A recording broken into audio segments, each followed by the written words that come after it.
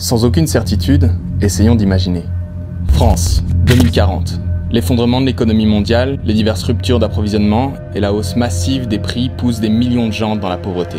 Face à ces crises sociales, le scénario le plus probable est l'arrivée au pouvoir d'un gouvernement autoritaire qui aura su le mieux manier la peur qui se sera emparée du pays. Les frontières seront fermées et militarisées pour empêcher les réfugiés de venir, les supermarchés seront quasi vides.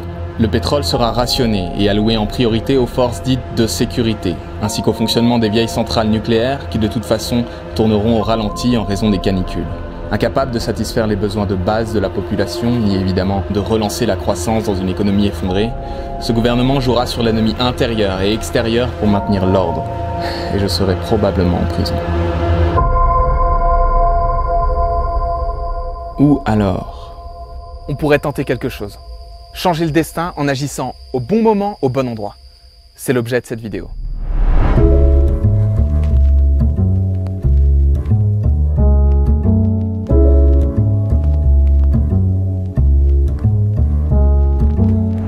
Le scénario flippant que je viens de te décrire a un nom. La théorie de l'effondrement de notre civilisation thermo-industrielle. Ah que, comment, pourquoi ? La civilisation dans laquelle nous vivons repose sur de grands piliers. L'économie mondiale, au service de la consommation de masse, l'énergie qui l'alimente et est composée à 85% d'énergie fossile, l'État qui fournit le cadre et l'environnement sur lequel on prélève les ressources du système Terre et qui y permet la vie. La théorie de l'effondrement nous explique par le menu que chacun de ces piliers se fissure dangereusement et que la chute de l'un entraînerait l'effondrement de tous les autres. Alors, est-ce que c'est possible ?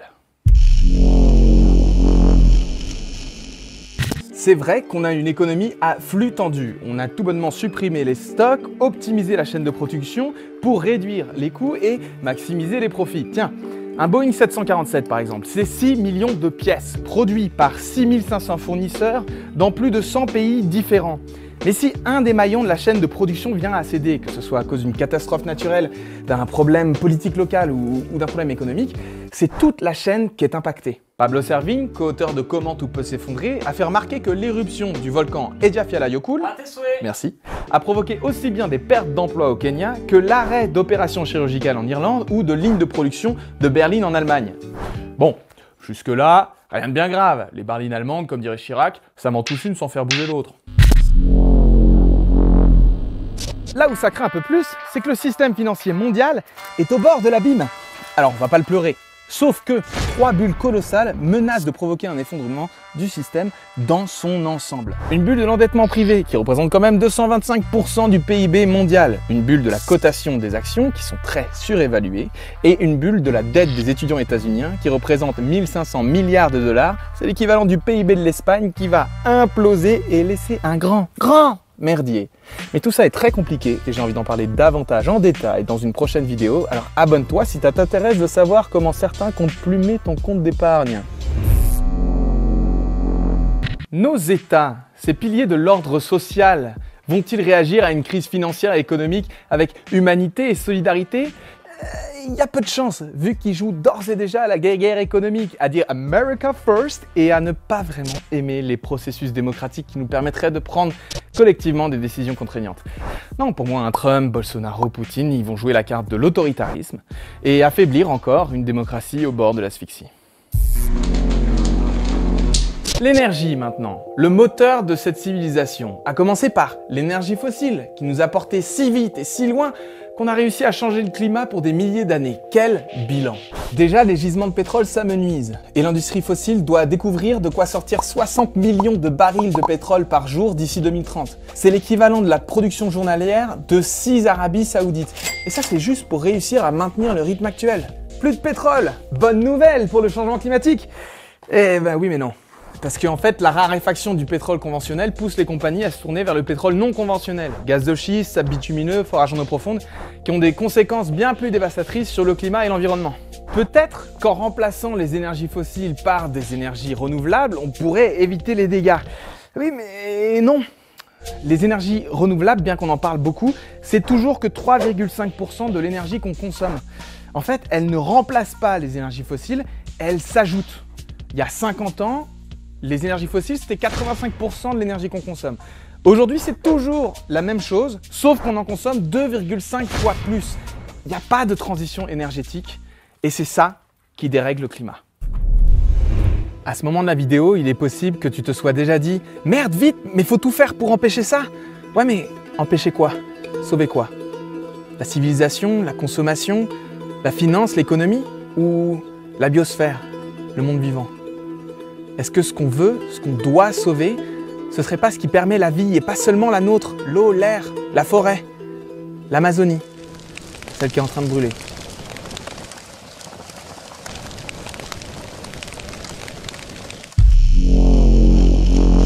De fait, on va rencontrer le mur climatique bien avant le mur énergétique.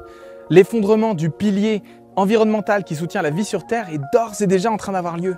Rapidement, sans trop te saouler, la forêt tropicale, ce poumon de la Terre, dont cette civilisation est le cancer, commence à ne plus absorber de CO2. Dans l'océan, le phytoplancton, qui en plus d'être à la base de toute la chaîne alimentaire marine, produit la moitié de l'oxygène terrestre et stocke 100 millions de tonnes de CO2 par jour. Le phytoplancton meurt. Le permafrost en Arctique est en train de fondre 70 ans plus tôt que ce que les scientifiques attendaient. Tout s'accélère. Côté biodiversité, ça s'effondre déjà. On a détruit l'habitat et assassiné 60% des animaux sauvages vertébrés en seulement 40 ans. Une espèce animale et végétale sur 5 est actuellement menacée d'extinction. 1 sur 5. À cause de quoi? De ce modèle civilisationnel. Les experts estiment que les 3/4 du milieu terrestre sont sévèrement altérés par les activités humaines. Bref, on vit dans une société immunodéprimée. On n'a plus de système immunitaire et la moindre petite grippe peut potentiellement nous foutre par terre. Il suffirait que les abeilles disparaissent pour qu'on soit incapable de se nourrir. Et elles disparaissent déjà. Il faut imaginer la civilisation thermo-industrielle assise sur des poches de gaz toutes interconnectées. On ne sait pas d'où va venir l'étincelle, mais on sait que la situation est hautement inflammable au point qu'un effondrement systémique mondial devienne une réelle possibilité. Si la finance s'écroule, elle risque d'embarquer l'économie mondiale avec elle et provoquer des ruptures d'approvisionnement en énergie par exemple. Et avec moins d'eau et de nourriture à cause du dérèglement climatique, ça devient vite ingérable. Un peu comme une partie de SimCity que tu aurais laissé 2 heures à ton petit frère. Une des définitions d'un effondrement, c'est l'incapacité de l'État à assurer des services de base, eau, alimentation, logement, santé, énergie, ou en tout cas pas à un coût abordable à une majorité de la population par des services encadrés par la loi. C'est pas un événement, c'est un enchaînement d'événements catastrophiques.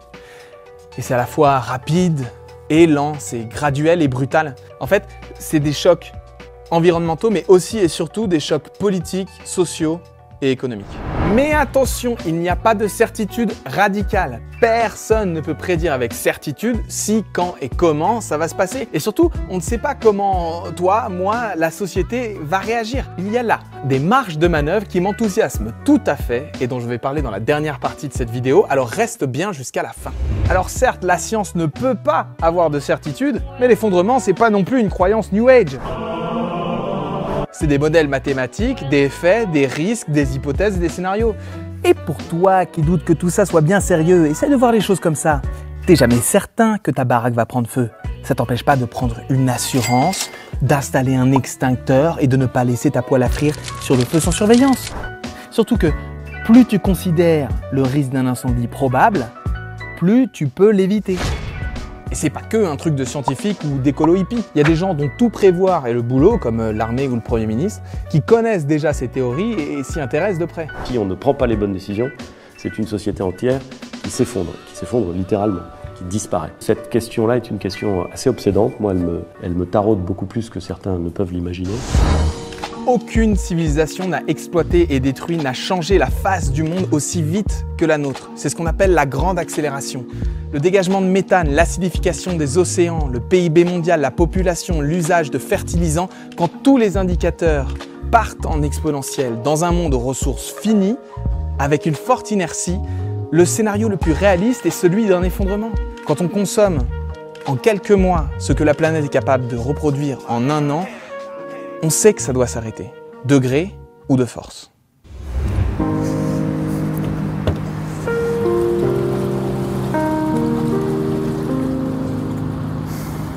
Je comprends que la perspective d'un effondrement fait peur.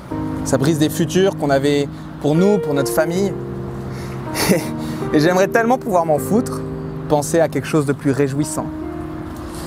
Mais je réalise peu à peu que s'en foutre, mettre la tête dans le sable, c'est probablement le pire qu'on puisse faire. On est sur une trajectoire de plus 5 degrés d'ici 2100. C'est des vagues de chaleur mortelles pour les 3/4 de la population mondiale, des pays entiers inhabitables. Et certains scientifiques estiment qu'on ne pourrait pas être plus d'1 milliard sur la planète, faute d'être capable de produire suffisamment de nourriture pour tout le monde. On vit un apartheid climatique, c'est les pays les plus riches qui changent le climat et les pays les plus pauvres qui sont les premiers impactés. Vraiment, le pire scénario, c'est celui qu'on vit là maintenant. C'est le plus injuste. Et ça fait 40 ans que les scientifiques nous l'annoncent, on fonce toujours droit dedans. Pourtant, il existe plusieurs solutions, plusieurs chemins qu'on pourrait emprunter pour réduire la violence de la chute. Mais il semblerait qu'on soit incapable de les emprunter. Par exemple, on pourrait faire de la croissance verte, croître économiquement sans pour autant détruire la planète. Faux! C'est faux dans les faits. On n'a jamais vérifié empiriquement qu'on savait découpler, c'est-à-dire faire croître le monde virtuel sans toucher au monde matériel. À chaque fois qu'on croît économiquement, on consomme davantage de ressources et d'énergie. Bon, mais si la croissance est cause d'effondrement, on pourrait tenter de décroître, ralentir. Ouais. Mais personne n'essaie et on accélère. Voilà le rêve pour Lyon. Une voiture sans conducteur qui envoie des teradatas de données pour réussir à avancer tout droit. C'est pas ça l'avenir, je pense. En fait, c'est une question de choix de société. Est-ce qu'on construit un nouveau centre commercial ou une zone humide? On peut pas faire les deux. Ça n'a aucun sens. Ceci n'a aucun sens. Bon, mais si aucun pays ne veut décroître en solo, on pourrait peut-être démocratiquement prendre collectivement des décisions contraignantes et éviter l'effondrement. J'aimerais bien qu'on ait le temps de faire une transition, que tous les pays s'y mettent vraiment et qu'on négocie tous les changements un par un. Mais tout va trop lentement. Le meilleur exemple d'action mondiale coordonnée, c'est ce qu'on a fait sur les gaz CFC et leur impact sur la couche d'ozone. Le problème était parfaitement clair, le nombre d'acteurs limité, l'impact économique aussi, et ils ont quand même mis 25 ans pour se mettre d'accord. Alors combien de temps on se donne pour décarboner l'économie? 300 ans? On les a pas.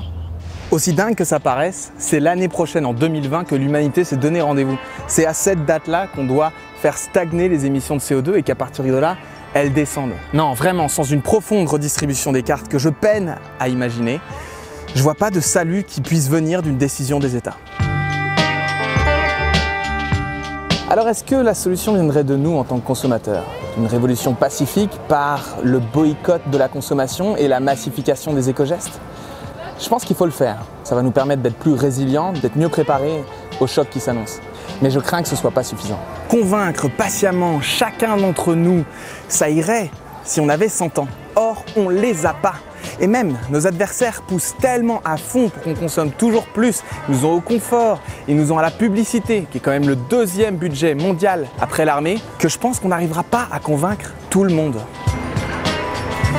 Et passer le changement individuel, c'est tout ce qui nous entoure qui pollue. L'industrie, le système agricole, les services publics, la bétonisation, tous ces trucs sur lesquels on a encore très peu de pouvoir.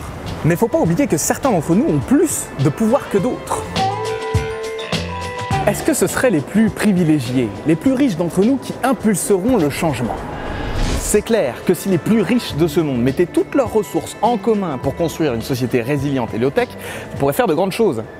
Mais quand tu as travaillé toute ta vie pour accumuler des privilèges, c'est dur de se départir du chacun pour soi. Pire, il semblerait que les milliardaires aient décidé d'aller jusqu'au bout avant de quitter le navire. 50% des milliardaires de la Silicon Valley ont acquis ce qu'on appelle une assurance apocalypse. C'est-à-dire qu'ils ont acheté un lopin de terre qu'ils considèrent à l'abri en cas de catastrophe naturelle ou d'effondrement systémique et où ils iront se réfugier. Du coup, franchement, c'est pas qu'ils n'ont pas compris l'ampleur du problème ou qu'ils connaissent pas les mesures à prendre. Ils ont très bien compris la crise dans laquelle on est. Mais ils ont décidé de faire sécession. Il reste encore le salut par la force de frappe des entreprises capitalistes, l'inventivité et la technologie. À commencer par le nucléaire. Aujourd'hui, avec une situation relativement stable, les centrales sont mal gérées. Elles vieillissent mal, leurs coûts explosent, elles ont des accidents en série et on file leur gestion à des sous-traitants. Quelles sont les chances pour qu'elles soient bien gérées dans une économie effondrée? Autre délire scientifique, la géo-ingénierie. Alors, si on pouvait éviter jouer aux apprentis sorciers, de claquer le reste de notre fortune pour modifier le climat sans avoir aucune idée des conséquences à long terme, moi ça m'arrangerait. Je pense que ça t'arrangerait aussi. Ouais. Restent les entreprises. Alors je ne vais pas rentrer dans les détails, mais en plus d'être dirigées par les plus riches dont je viens de parler, les multinationales, les entreprises capitalistes sont actuellement les plus grandes forces de résistance au changement. Pourquoi? Parce qu'elles ont bâti ce monde. Il est parfait pour elles et aucune alternative ne saurait leur plaire autant. Une erreur serait de considérer qu'on a en face de nous des gens qu'il suffirait de convaincre. Nos adversaires sont des structures dont une petite centaine sont responsables de 71% des émissions de CO2 et qui se comportent comme des sociopathes. Un seul exemple, ExxonMobil, le numéro 2 mondial du pétrole et du gaz, a commandé dans les années 70 une étude sur le changement climatique. En apprenant que le changement climatique était réel et que sa cause était les énergies fossiles, ils ont enterré l'étude, financé à hauteur de centaines de millions d'euros des campagnes de com pour semer le doute sur la véracité du changement climatique, tout en surélevant leur plateforme pétrolière en haute mer pour qu'elle résiste à la montée des eaux. Ils ne vont pas s'arrêter. Les 5 plus grands pétroliers et gaziers ont dépensé 1 milliard de dollars en lobbying pour discréditer l'accord de Paris. L'accord dit bien qu'il faut laisser 80% des énergies fossiles dans le sol, mais les Russes développent des centrales nucléaires flottantes pour exploiter des gisements qui jusqu'à maintenant n'étaient pas rentables. Quand Total promettait publiquement il y a 2 ans de ne pas forer en Arctique, il négociait en secret l'achat d'un gisement à un gazier russe. En Alaska, les pétroliers placent des tubes réfrigérants dans le permafrost qui s'est réchauffé à cause du changement climatique, de manière à permettre à leurs camions de rouler dessus et de continuer à exploiter le pétrole. C'est tellement cynique. On est face à des États et des entreprises qui creusent notre tombe, trouvent une dalle de pierre au fond et la font sauter à la dynamite. Ce à quoi on assiste est une guerre contre le vivant, une destruction des conditions qui rendent la vie sur Terre possible. S'ils ne s'arrêteront devant rien, il faut qu'on les arrête. J'ai beau retourner le problème dans tous les sens, plus on attend avant de démanteler ce système, moins la vie sauvage sera résiliente, moins le monde vivant sera capable de rebondir. Plus on attend, plus ce seront les plus pauvres qui vont morfler. Je te cache pas que moi, en découvrant tout ça, j'ai juste eu envie d'aller me cacher dans un trou en fait. Et je pense qu'on est nombreux à réagir comme ça. Mais j'ai réalisé que j'aurais beau partir loin, construire mon îlot de sobriété et de résilience, la destruction continuera. Parce que le système capitaliste n'a pas besoin de moi pour fonctionner. C'est pas ma non-collaboration qui y mettra un terme, mais ma résistance et des actions stratégiques qui paralyseront ces rouages. Le seul moment où les émissions de CO2 ont décru, c'était en 2008, lorsque l'économie mondiale était à l'arrêt. Alors si on n'a ni le temps, ni les moyens de changer le système, il faut qu'on considère le besoin de le mettre à terre, de réduire à néant sa capacité à détruire. En fait, pour éviter l'effondrement de la biosphère, il faut démanteler ce système rapidement. On ne persuade pas une machine, on la casse. Il faut une réaction équivalente à celle de la résistance et du débarquement de 39-45. Empêcher la destruction sans pour autant mettre la vie d'autrui en danger. Il faut des mobilisations de masse grand public, mais aussi des actions directes de sabotage, comme ont pu le faire Sea Shepherd ou les faucheurs d'OGM. Pour ce dernier type d'action, on vous recommande les 4 podcasts sur le blog Floraison qui reprend le contenu du livre Full Spectrum Resistance. La complémentarité entre un mouvement de masse et des actions directes, c'est une condition nécessaire à un mouvement puissant. Et on en parlera d'ailleurs dans une prochaine vidéo. Très concrètement, on lance à la rentrée une initiative pour créer des groupes de résistance partout sur le territoire. Donc laisse ton mail sur ilestencordtemps.fr pour cibler et stopper des sites ou projets polluants ou injustes proches de chez toi. D'ailleurs, si tu en as déjà repéré, décris-les-nous précisément à l'adresse contact@ilestencordtemps.fr. Mais on s'attaque à un tel mastodonte qu'une guérilla risque de ne pas suffire. Il faut qu'on soit plus malin que lui. Or, quoi de mieux qu'une crise, un moment où le système est en difficulté pour remporter des victoires? La première des crises qui risque d'arriver est une crise financière, un crack qui s'annonce déjà comme un tsunami incomparable à ce qui s'est passé en 2008-2009. Justement, la dernière fois, on a été sous le choc et on n'a pas su réagir. Mais là, on a l'occasion d'apprendre de nos erreurs et s'inspirer de ce qui s'est passé chez nos voisins et l'Espagne, la Grèce, pour contre-attaquer. Mais en plus de mettre à terre l'ancien monde, on doit aussi permettre qu'un nouveau monde émerge de ses ruines. La vraie transition, ou plutôt la vraie rupture, sera celle de la sobriété et des low-tech. Remplacer tous nos besoins technologiques par des techniques sans fossiles, utiles, durables, réparables, accessibles au plus grand nombre. Autant dire que c'est pas du tout le discours mainstream sur l'écologie et c'est pas là non plus que sont mis les efforts. En fait, il faut qu'on apprenne à gérer collectivement la réduction de notre mode de vie. Qu'on apprenne à faire en commun plutôt que vivre dans nos bulles individuelles. Et ça va passer par des choix. Ce qui va décroître, c'est tout ce qui est superflu. Et on va pouvoir choisir de conserver ce qu'on a envie, de minimiser la souffrance pour toutes et tous et partout, et de réussir à construire ensemble une nouvelle société. On pourra aussi revoir notre rapport à la nature. Tiens, ce serait pas plus mal, la considérer comme un sujet plutôt que comme un objet qu'on peut exploiter. Tout ça, pour moi, ça forme un ensemble que j'appellerais mon espoir. Et c'est entre autres pour ça que je fais cette vidéo. Alors oui, ça peut sembler utopique d'envisager construire un nouveau monde alors que le nôtre s'effondre. Pourtant, rien n'est écrit. Notre société peut réagir de 1000 façons différentes. Et on a déjà des exemples contemporains comme au Rojava qui montrent que ça vaut le coup d'y réfléchir par avance. En Syrie, le nord du pays s'appelle le Rojava et a subi de plein fouet la répression de Bachar al-Assad et après ça est tombé sous le joug de l'État islamique. Autant te dire que les féministes du coin avaient tout pour être déprimés et baisser les bras. Pourtant, c'est dans ce lieu qu'a eu lieu une révolution féministe qui a donné lieu à l'autonomie de la région et la mise en place d'un fédéralisme démocratique fondé sur l'égalité des sexes et l'écologie. Autant dire que ça n'a été possible que parce que les gens avaient été sensibilisés à des théories de fédéralisme, de municipalisme libertaire et on fera donc une vidéo sur le sujet dans l'espoir que ça nous inspire. Mais de l'expérience du Rojava, on apprend autre chose, que tout ce qu'on essayera de construire, d'autres essayeront de le détruire. Il faudra se battre à chaque instant. L'avenir est largement entre nos mains. Il y a des avenirs post-effondrement désirables, faire collectif, construire de la résilience, remettre les mains dans la terre. Tout ça, ça vaut la peine, mais ils ne seront obtenus qu'au prix d'une lutte pour la liberté et la dignité. Et il faut la commencer maintenant. L'horizon d'urgence et de mort qu'implique la perspective d'un effondrement systémique donne étrangement du sens à la vie. C'est parce que ma vie a une fin qu'elle peut avoir un but. C'est parce que mon temps est limité qu'il doit être utilisé à bon escient. Alors sur cette chaîne, Partager c'est sympa, on va continuer à explorer les stratégies et les modes de lutte qui peuvent nous permettre de tenter des choses dans cette perspective-là. Et évidemment, ce genre de travail trouve pas de financeurs institutionnels ou classiques, alors on repose essentiellement sur vos dons sur Tipeee, d'ailleurs merci pour ça. Et on a encore la moitié du chemin à parcourir pour obtenir l'indépendance financière. Donc si vous trouvez que ce travail est important et que ça vaut le coup, soutenez-nous sur Tipeee, même avec 5 €, une pinte régulière par mois, ce sera trop bien. Et comme toujours, pour que le message se diffuse, partager c'est sympa.